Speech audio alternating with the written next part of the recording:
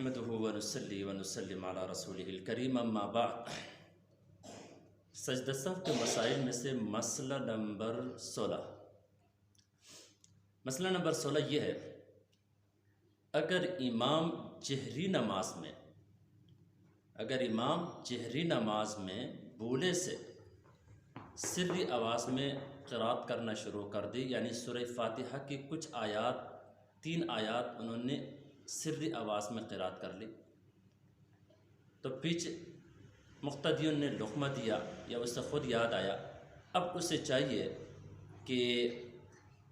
بلند آواز سے سورہ فاتحہ شروع سے بلند آواز میں قرات کرے اور آخر میں جا کے سجدہ سہو کرے، تب اس کی نماز مکمل ہو جائے گی، کیونکہ اس پر سجدہ سہو واجب ہے۔ یعنی 3 آیات تک اگر کوئی شخص جہری نماز پڑھاتے ہوئے 3 آیات تک انہوں نے سری آواز میں یعنی